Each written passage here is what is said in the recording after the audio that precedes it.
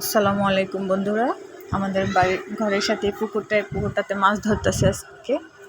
তো সবাই দেখবেন, এটার ভিতরে কত বড় বড় একটা মাছ। গত 3 বছর পরে এটার মাছ ধরতেছে আবারও।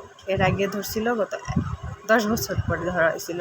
তো 10 বছর পরে ধরার পরে এখন আবার 3 বছর পরে ধরতেছে।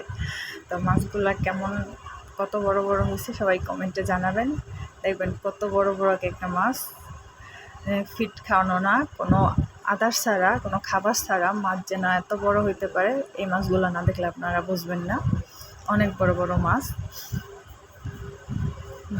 জাল জাল টানতেছে, দুই পাশের বাড়ির লোকজন নেই জাল টানে, আলাদা কোনো লোক নেই জাল টানার জন্য। তো এক একটা মাছ কত বড় সবাই দেখবেন, কমেন্টে জানাবেন। এক একটা কাতলা মাছের ওজন 9.5 কেজি 10 কেজি ওজনের এক একটা মাছ।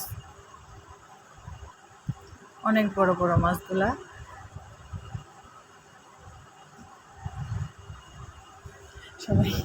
সবাই দেখেন কত বড় মাছ। এত বড় বড় সাইজের মাছগুলা যে সবাই না দেখলে বুঝবেন না যে এত বড় মাছ। কাতলা মাছ, রুই মাছ, মিটকা মাছ আছে, তেলাপিয়া মাছ আছে, কালপু মাছ আছে।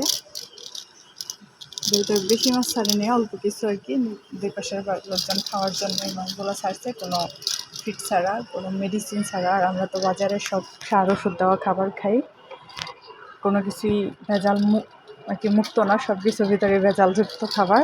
কোনো কিছু ফিড ছাড়া, সার ছাড়া আমরা খাইতে পারি না। তো এই মাছগুলা খাইতে অনেক স্বাদ, অনেক মজা। যেহেতু ফিড খাওয়ানো না, আর এগুলোর ভিতরে আলাদা কোনো একটা গন্ধও পায় না। আমাদের নিজেদের প্রজেক্ট আছে, তো ওইটার মাছগুলো ফিড খাওয়ায়, তো ওগুলো আর কি খাই না, ওগুলো খাইতে গন্ধ পায়। এই মাছগুলো খাইতে অনেকটাই মজা। সবাই আনন্দ পাইতেছে মাছগুলো দেখা। দোনোপাশের বাড়ির মানুষ, আরও আশপাশের মানুষ হচ্ছে মাছ ধরা দেখতে। আমার ছেলে মাছ ধরতেছে, ও আবার মাছ পাইলে অনেক খুশি হয়, আনন্দ পায় মাছ ধরতে। কোলে নিয়ে আবার ছবিও তুলছে আমার মেয়ে, আমার ছেলে। ওই যে মাছ ধরতেছে ও। আরও অনেক মাছ, আজকে সবগুলো ধরা হবে না, আরেকদিন ধরতে হবে। একদিনে সবগুলো শেষ করতে পারবে না, কারণ সবাই যার যার কর্মব্যস্ততায় চলে যাবে। সকালবেলা ধরছে, কাজে যাওয়ার আগে সবাই মাছগুলো ধরে তারপরে যার যার কাজে শেষে চলে যাবে। অনেক বড় বড় মাছ, যে বড়রা এখন সবাই মাছগুলো ভাগ করবে দুই বাড়ির লোকজনই আর কি পুকুরের সাইডে আছে। তো দোনো বাড়িতেই ভাগ করে নেওয়া হবে, মাছ বিক্রি করা হবে না। তো আমরা দোনো বাড়ির লোকজনই এখানে আছি, বড়রা সবাই ভাগ করবে। এই জন্য মিটার দিয়ে মাপবে,